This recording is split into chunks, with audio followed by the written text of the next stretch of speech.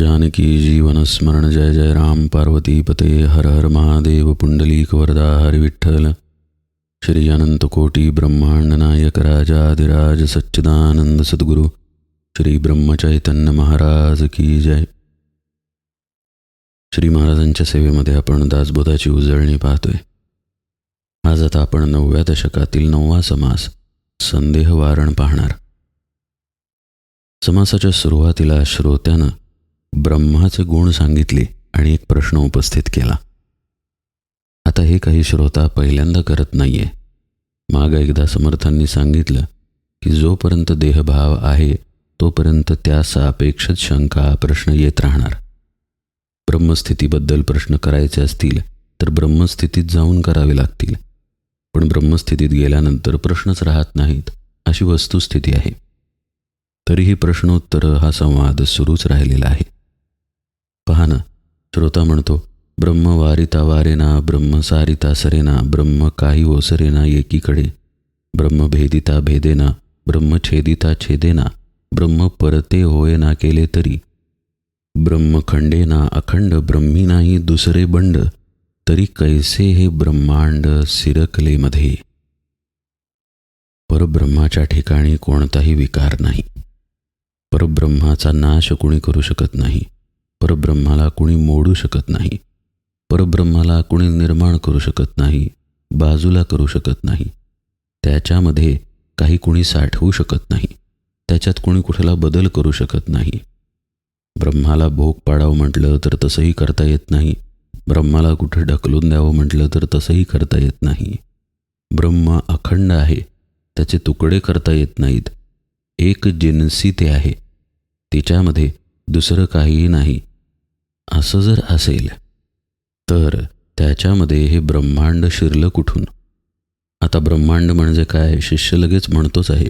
पर्वत, पाषाण, शिळा, शिखरे, नाना स्थळे स्थळांतरे, भूगोळ रचना कोण्या प्रकारे झाली परब्रह्मी. हे सगळं कसं आलं परब्रह्मामध्ये? निर्माण तरी कसं झालं? पर्वत, पाषाण, शिखरे वगैरे वगैरे अनेक स्थाने, एकूणातच सगळी पृथ्वी, पृथ्वीच काय, अखिल ब्रह्मांड, तारांगण, आकाशगंगा, अनेक आकाशगंगा वगैरे वगैरे. समर्थ म्हणतात, भूगोळ आहे ब्रह्मामध्ये, ब्रह्म आहे भूगोळामध्ये, पाहता एक एकामध्ये प्रत्यक्ष दिसे. ब्रह्म आणि पृथ्वी एकमेकांमध्ये व्यापून आहे. म्हणजे पृथ्वी ब्रह्मामध्ये आहे आणि ब्रह्म पृथ्वीमध्ये व्यापून आहे. भगवंतांनी जे गीतेमध्ये सांगितलेलं आहे की मी सगळीकडे व्यापून आहे, सगळ्यात मी आहे, हेच थोडंफार समर्थ इथं सांगतात. ब्रह्मच दाटून आहे आणि ब्रह्मामध्ये पृथ्वी आहे. समर्थ म्हणतात, ब्रह्मी भूगोळे पैस केला आणि भूगोळही ब्रह्मे भेदिला, विचार पाहता प्रत्यय आला प्रत्यक्ष आता. म्हणजे काय? ब्रह्मामध्ये पृथ्वीनं जागा व्यापली आहे आणि पृथ्वीच्या आत ब्रह्मच व्यापून आहे. विचार जर आपण केला तर समर्थ म्हणतात, पृथ्वी आणि ब्रह्म यांचा एकमेकांशी संबंध आपल्याला कळेल. पुढे जे म्हणतात ते अत्यंत महत्त्वाचं आहे. ब्रह्मे ब्रह्मांड भेदिले, हे तो पाहता नीटची झाले, परी ब्रह्मास ब्रह्मांडे भेदिले, हे विपरीत दिसे. ब्रह्म कसा आहे? व्यापून असल्यामुळं सूक्ष्म आहे. पहा, व्यापकता आणि सूक्ष्मता बऱ्याच वेळा समान अर्थानं परमार्थात वापरली जाते. ब्रह्म हे सूक्ष्म आहे, व्यापक आहे, त्यामुळे एखाद्या गोष्टीत ब्रह्म आहे हे सहजपणे कळून येतं, उघडच आहे, ते भेद करू शकतं. त्यामुळे अंतरात ते आहे हे म्हटलं तर काही विपरीत ठरत नाही. पण ब्रह्मांड कसं आहे तर स्थूळ आहे, म्हणजे इंद्रियांना अनुभवाला येणार आहे. त्यानं ब्रह्माचा भेद केला म्हणजे त्याच्याहून सूक्ष्म वस्तूचा भेद केला, हे जरा विपरीत वाटतं. हे सगळं श्रोता बोलतोय बरं का. अजून प्रश्न सुरूच आहे. भेदिले नाही म्हणावे. आता असं जर मानलं की ब्रह्मांड स्थूल आहे, ते तर ब्रह्माचा भेद करू शकत नाही, तरी ब्रह्मी ब्रह्मांड स्वभावे हे सकळास अनुभवे दिसत आहे. पण आता पहा बरं का प्रश्न, पण ब्रह्मांड मात्र ब्रह्मामध्ये आहे हे सगळ्यांना अनुभवाला येत आहे. आता हे कसं काय? म्हणजे ब्रह्म व्यापून आहे हे पटतं, पण ब्रह्मामध्ये ब्रह्मांड आहे ही गोष्ट शिष्याला श्रोत्याला पटत नाही आहे. तरी हे आता कैसे झाले विचारून पाहिजे बोलिले, ऐसे श्रोती आक्षेपिले आक्षेपवचन. समर्थ म्हणतात, आता या प्रश्नाचं उत्तर द्यावं लागेल. हा जो श्रोत्यानं आक्षेप काढलेला आहे तो कसा आहे ते तर कळलं. आता उत्तर पहा. आता याचे प्रत्युत्तर सावध ऐका निरोत्तर, येथे पडिले की विचार संदेहाचे. आता लक्षपूर्वक उत्तर ऐका. समर्थ म्हणतात, उत्तर तुम्हाला निरुत्तर करील. सावध ऐका निरोत्तर. हा प्रश्न सोडवताना काही शंका येतात. येथे पडिले विचार संदेहाचे. प्रश्न सोडवताना येणाऱ्या शंका पण आता मांडल्या गेलेल्या आहेत. पहा बरं का, ब्रह्मांड नाही म्हणो तरी दिसे आणि दिसे म्हणो तरी नासे, आता हे समजती कैसे श्रोतेजन. श्रोता अर्थातच देहबुद्धीवरती आहे. ब्रह्मांडाचा त्याला अनुभव आहे म्हणून तर ब्रह्मांडाबद्दल प्रश्न केलेला आहे. दुसऱ्या बाजूला तत्त्वज्ञान पण माहीत आहे की ब्रह्म व्यापून आहे, म्हणजे ब्रह्मामध्येच ब्रह्मांड आहे हेही माहीत आहे आणि ब्रह्मांडाला ब्रह्म व्यापून आहे तेही माहीत आहे. आता इथे अडचण अशी झाली आहे की ब्रह्मांड नाही म्हणायला गेलं, आत्मबुद्धीतून ते नाही आहे असं सांगायला गेलं तर ते दिसतं, देहबुद्धीला दिसतं. आणि दिसतंय असं जरी म्हणायला गेलं तरी त्याला नाश आहे, ते टिकत नाही. समर्थ म्हणतात, आता श्रोत्यांनी ब्रह्मांडाचं हे स्वरूप आधी नीट समजून घेतलं पाहिजे. तव श्रोते झाले उद्दित, आहो म्हणती सावचित्त, प्रसंगे बोलो उचित प्रत्युत्तर. श्रोता उत्तर ऐकण्यासाठी सावचित्त झाला, उत्सुक झाला. आकाशी दीपास लाविले, दीपे आकाश परते केले, हे तो घडे ना पाहिले पाहिजे श्रोती. आता असा आहे, हा सगळा प्रश्न ब्रह्म आणि ब्रह्मांड याला उद्देशून आहे. पैकी एक वस्तू स्थूल आहे तर दुसरी इंद्रियांच्या अनुभूती पलीकडची आहे, इंद्रियांना अगोचर असलेली आहे. ब्रह्म इंद्रियांना गोचर नसल्यामुळं दृष्टांत वापरावा लागतो. ब्रह्मांडाची अडचण नाही, दृष्टांत न देता पण ब्रह्मांडाचा स्थूलपणा मांडता येईल. इथं परब्रह्म किंवा ब्रह्मस्थिती पण सांगत असल्यामुळं समर्थ दृष्टांत वापरतात. आकाशी दीपास लाविले, दीपे आकाश परते केले. म्हणजे काय, समजा आपण आकाशात दिवा लावला तर त्या दिव्यानं आकाश बाजूला सारलं आहे असं कधी घडतं का? तर मुळीच नाही. पण दिवा तर तिथे आहे, ही गोष्ट समजली पाहिजे असं समर्थ म्हणतात.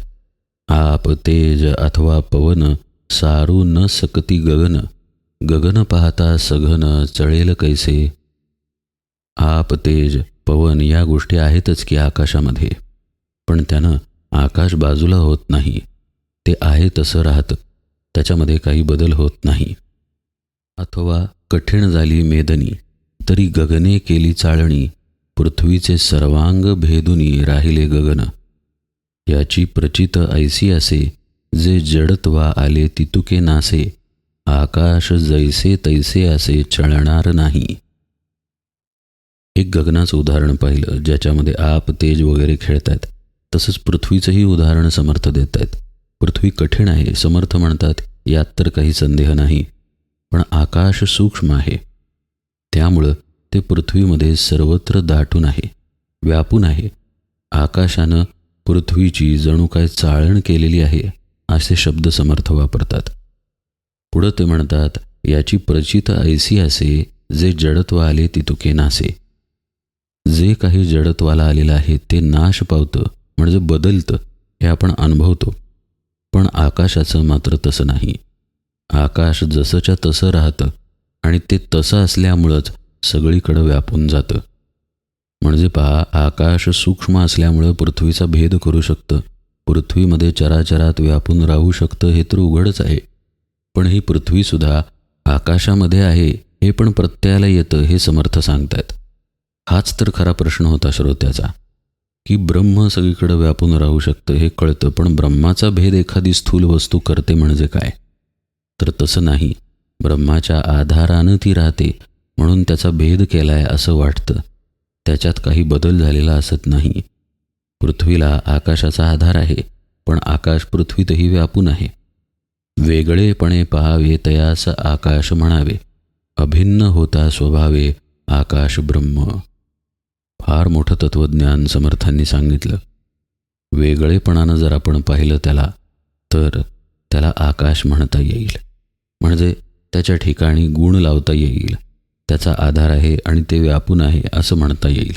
पण आपण जर आकाश रूपच झालो तर, भिन्नताच राहिली नाही तर तिथं ते आकाश ब्रह्म होऊन जातं. म्हणजेच त्यातले गुण निघून जातात. ते सर्वत्र व्यापून आणि सर्वांना सामावून शिल्लक राहतं. तस्मात आकाश चळेना भेद गगनाचा कळेना, भासले ब्रह्म तयास जाणा आकाश म्हणावे.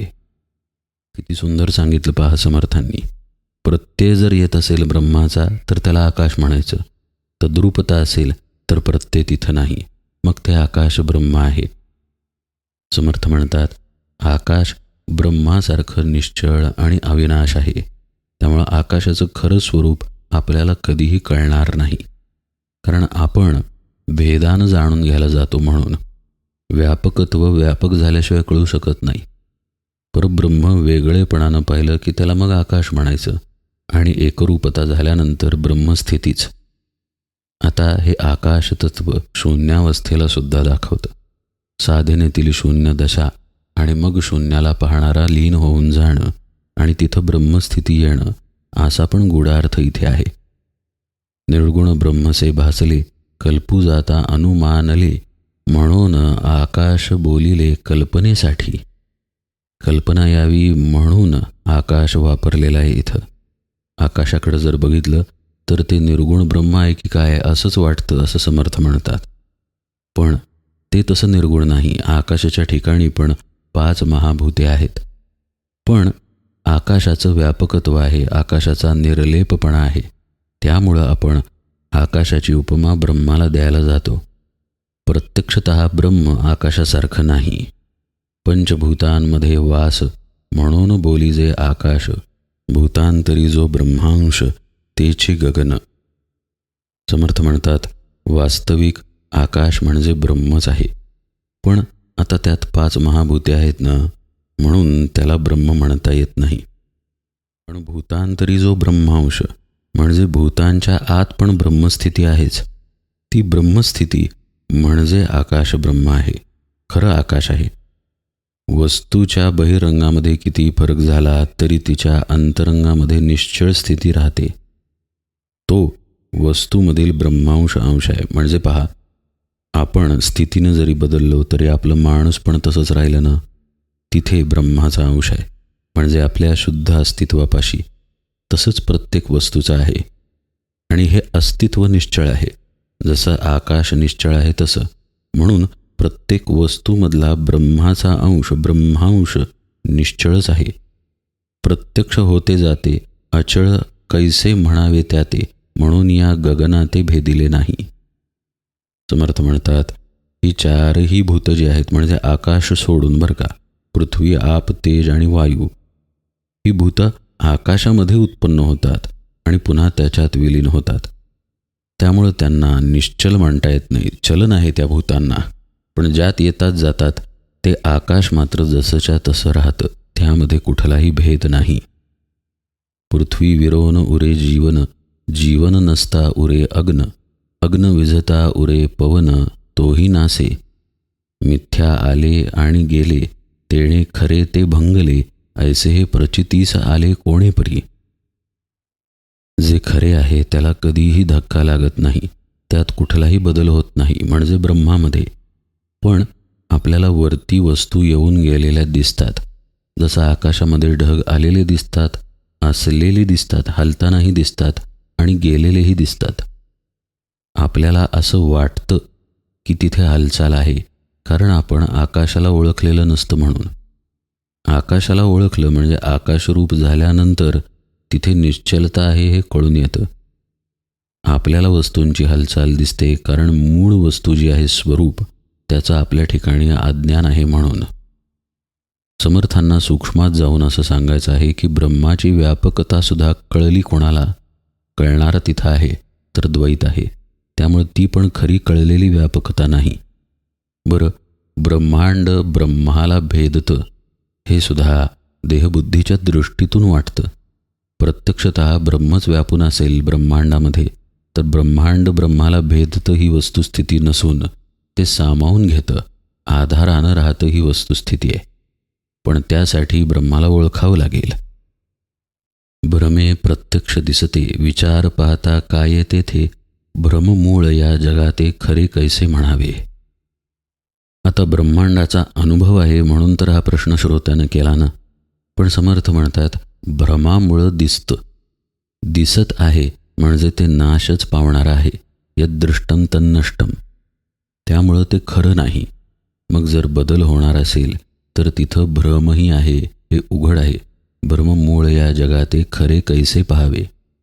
खऱ्या अर्थानं आपलं पाहणं घडणारच नाही जोपर्यंत आपण भ्रमात आहे. जेव्हा भ्रम तुटेल तेव्हा लक्षात येईल की दिसणारी वस्तू भ्रमरूप आहे, पण पाया जो आहे ब्रह्मस्थिती त्यात बदल होत नाही. ब्रह्म शोधिता काहीच नाही, तेथे भेदिले कोणे काही, भ्रमे भेदिले म्हणता ठाई भ्रमची मिथ्या. सगळं आपल्या भ्रमामुळे झालंय हे अगदी थोडक्यात समर्थांना सांगायचं आहे. भ्रम कसा आहे पहा. सत्यता दिली जाते केवळ आपल्या अनुभवाला, आपल्या तर्काला. भ्रम शोधिता काहीच नाही म्हणजे काय. आधी आपल्याला भ्रम आहे, त्या भ्रमातून वस्तू समोर आहे असं वाटतंय. आपली पृथ्वी म्हणा किंवा ब्रह्मांड म्हणा किंवा आपला देह म्हणा, ते वाटणंच भ्रमातून आहे. त्याचा जर आपण शोध घ्यायला गेलो म्हणजे भ्रमानं दिसणाऱ्या गोष्टीचा, तर हाताला कसं काय काही लागणार, काहीही लागणार नाही. म्हणून समर्थ म्हणतात भ्रम शोधिता काहीच नाही, तेथे भेदिले कोणे काही. तिथे कोण कोणाचा भेद करणार. भेद घडलेलाच नाही आहे, तिथे एक ब्रह्मच दाटून आहे फक्त. भ्रमे भेदिले म्हणता ठाई भ्रमची मिथ्या. त्यामुळे हे थोडंसं जे घडलेलंच नाही आहे ते घडलं आहे असं म्हटल्यासारखं होते. समर्थ म्हणतात ती घटना घडलेलीच असत नाही, भेद हा झालेलाच असत नाही, पण त्याबरोबर त्याचा जो समज झालेला असतो तोही खरा असत नाही. खोट्यातून खोट्याबद्दलचा केलेला खोटा प्रश्न असं इथं झालेलं आहे. भ्रमाचं मूळ तोडलं गेलं पाहिजे. भ्रमाचे रूप मिथ्या झाले, मग सुखे म्हणावे भेदिले, मुळी लटिके त्याने केले तेही तैसे. भ्रमानं जे दिसतं ते खरं नाही असं एकदा आता निश्चित जर ठरलं तर यानं त्याचा भेद केला किंवा त्यानं याचा भेद केला या बोलण्याला काही अर्थ नाही. जे मुळात खरं नाही त्यानं अमुक अमुक केलं असं म्हणणं देखील खरं नाहीच ना. अशा पद्धतीनं समर्थांनी शिष्याची, श्रोत्याची समजूत घातलेली आहे. हीच गोष्ट काही दृष्टांत देऊन त्यांनी पटवून दिली आहे. लटिक्याने उदंड केले तरी आमचे काय गेले. पण आपण तो सर्व भाग उजळणीमध्ये यथावकाश पाहू. आज निरूपण सेवेला इथेच विराम देतो. जानकी जीवन स्मरण. जय जय राम.